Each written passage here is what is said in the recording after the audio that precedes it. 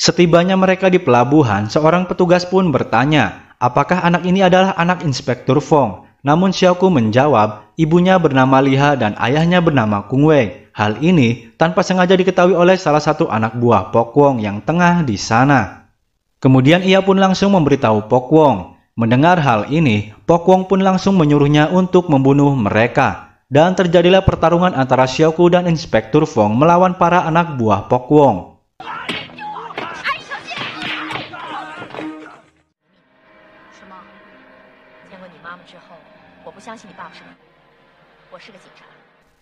Setibanya di Hong Kong, Inspektur Fong pun marah kepada rekannya yang mempublish foto Xiaoku di media Hong Kong, hingga berita itu sampai kepada Pok Wong. Di sisi lain di tempat Inspektur Fong, Xiaoku pun melihat foto dirinya di TV. Merasa bahwa dirinya telah dihianati oleh Inspektur Fong, Xiaoku pun langsung pergi. Dan di saat yang bersamaan di dalam perjalanan, Kung Wei dan Inspektur Fong pun sama-sama tengah menuju tempat Inspektur Fong untuk menemui Xiaoku. Sesampainya di sana, Kung Wei pun langsung menyelinap masuk. Namun, ia tidak mendapati Xiaoku ada di sana. Melihat Kung Wei masuk, Inspektur Fong pun langsung mengejarnya untuk memberikan surat titipan dari sang istri. Ia pun mengatakan kepada Kung Wei bahwa yang memberitahu media tentang Xiaoku bukanlah dirinya. Dan setelah itu Kung Wei pun langsung pergi. Di sisi lain Xiaoku yang tengah sendirian, tiba-tiba Pok Wong pun langsung menjemputnya dan mengatakan bahwa dirinya akan membawa Xiaoku untuk menemui ayahnya. Sementara di dalam perjalanan, Kung Wei pun membuka suratnya yang mana isinya agar Kung Wei menjaga Xiaoku dengan baik dan percaya kepada Inspektur Fong karena Inspektur Fong adalah orang baik. Setibanya di markas, Kung Wei pun langsung terkejut melihat Xiaoku ada di sana. Dan Pok Wong pun langsung bertanya kepada Kung Wei, apakah Xiaoku itu anaknya? Namun tentu saja, Kung Wei pun menyangkalnya. Tak lama kemudian Pok Wong pun langsung membenturkan kepala Xiaoku ke meja. Kung Wei pun mencegah Darky yang ingin menolongnya. Saat Pok Wong akan menghajarnya lagi, Kung Wei pun langsung menahannya. Dan Kung Wei pun langsung mencekik Xiaoku. Si anak buah Pok Wong pun langsung mengeceknya, ternyata Xiaoku sudah mati. Kemudian Pok Wong pun langsung menyuruh anak buahnya untuk membuang Xiaoku ke tempat pembuangan sampah. Setelah itu Kung Wei dan Pok Wong pergi ke tempat hiburan malam. Kung Wei pun mengabari Inspektur Fong untuk menyelamatkan Xiaoku di tempat pembuangan sampah. Ketika mereka akan pulang, Kung Wei pun beralasan sedang mabuk dan tidak ingin ikut pulang bersama Pok Wong. Setelah itu ia pun langsung pergi ke tempat pembuangan sampah untuk menyelamatkan Xiaoku. Dan tak lama kemudian tiba-tiba Pok Wong pun datang. Pok Wong pun sangat kecewa, namun Pok Wong tetap ingin Kung Wei terus menjadi anak buahnya. Namun di sini Kung Wei pun menolaknya, hingga terjadilah pertarungan di antara mereka.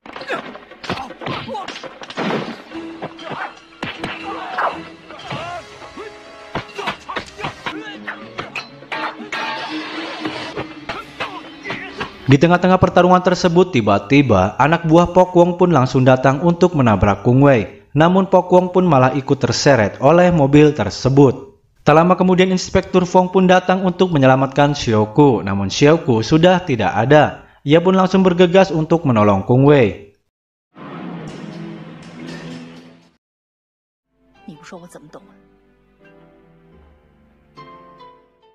Di malam berikutnya di sebuah kapal, Darky memberi makanan untuk Xiaoku. Dan akhirnya disinilah kita semua pun tahu bahwa ternyata yang menolong Xiaoku adalah Darky. Keesokan harinya Darky pun dibuat panik, keder Tepararugu melihat bosnya datang. Darky pun langsung menyuruh Xiaoku untuk bersembunyi. Pok Wong pun langsung menanyakan kepada Darky tentang keberadaan Xiaoku. Namun tentu saja Darky pun mengatakan bahwa dirinya tidak tahu. Pok Wong yang merasa curiga karena ada sepatu anak kecil, ia pun langsung menghajar Darky. Namun kali ini Darky pun melawan. Ia tidak mau lagi dijadikan sebagai alat untuk melakukan kejahatan bosnya itu. Dan apapun yang terjadi, ia akan tetap melindungi Xiaoku. Mendengar hal ini, Pok Wong pun langsung menembak Darky. Melihat Darky yang tenggelam dan terluka, Xiaoku pun langsung menolongnya. Darky yang sudah tak berdaya, ia pun menyuruh Xiaoku untuk memberikan kartu undangan acara pelelangan kepada ayahnya. Darky pun memberikan teleponnya kepada Xiaoku, dan kemudian Darky pun meninggal. Setelah itu Xiaoku pun mengabari ayahnya, dan Kung Wei pun menelponnya menggunakan telepon di kamar Inspektur Fong. Tak lama kemudian Inspektur Fong pun masuk ke kamarnya, namun Kung Wei sudah tidak ada. Ia pun memutar rekaman telepon terakhirnya Kung Wei, dan disinilah diketahui bahwa Kung Wei akan pergi menemui Xiaoku di kapal Pokwong. Di sisi lain, Xiaoku pun tengah mengintip Pokwong yang memantau 6 titik pemasangan bom yang dipasang di kapal tempat pelelangan tersebut.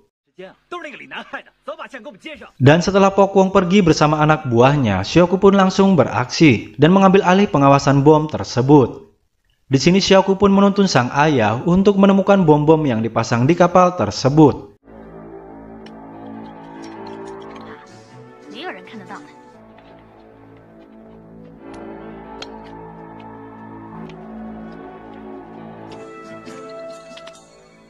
Ketika 5 bom sudah berhasil dimatikan oleh sang ayah, tiba-tiba baterai ponsel Xiaoku pun habis dan menyisakan 1 bom lagi yang belum dimatikan.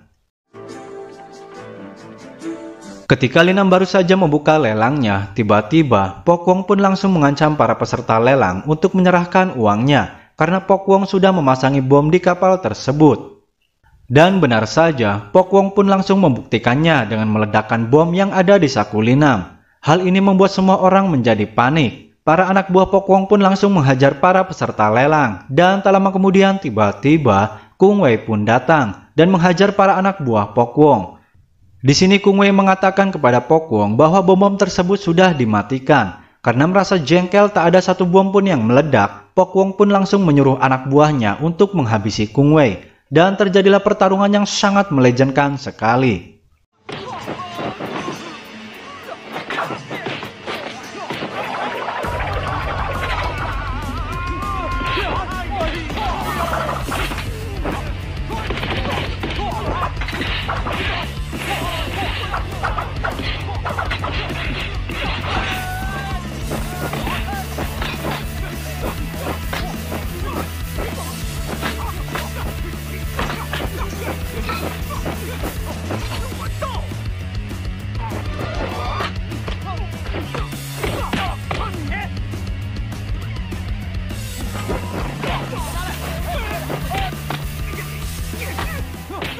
Dan karena merasa kewalahan melawan Kung Wei, 2 anak buah Pokwong pun langsung ikut membantunya. Hingga berkali-kali Kung Wei pun terjatuh, tersungkur, terjungkir, terbalik.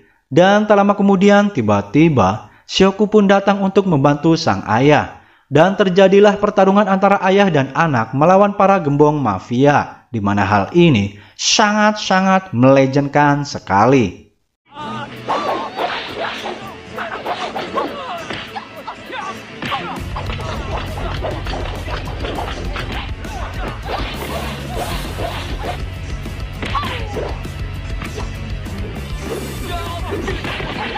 Dan di tengah-tengah pertarungan tersebut tiba-tiba Inspektur Fong pun datang dan berhasil menembak lengan Pokwong. Namun karena Pokwong mencekik Xiaoku, akhirnya Inspektur Fong pun langsung menjatuhkan pistolnya. Dan dengan keahliannya yang sangat melejenkan sekali, Kung Wei pun langsung mengambil pistolnya dan langsung menembak Pokwong.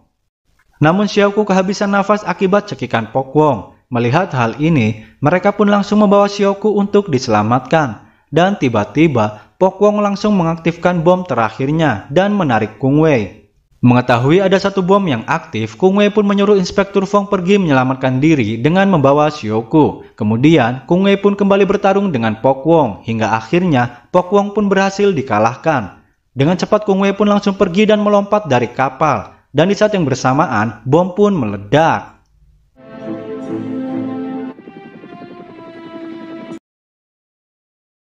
Dan setelah itu Kung Wei pun mendapat kabar buruk dari dokter karena Xiaoku telah dinyatakan sudah meninggal. Dan hal ini membuat Kung Wei sangat cemas dan sangat sedih sekali. Dan tak lama kemudian tiba-tiba hal mengejutkan pun terjadi di mana Xiaoku kembali terbangun dengan batuk air di mulutnya. Yang mana hal ini membuat Kung Wei dan Inspektur Fong sangat-sangat bahagia sekali. Hingga karena saking bahagianya, Inspektur Fong pun tanpa sengaja mencium Kung Wei. Dan film pun selesai.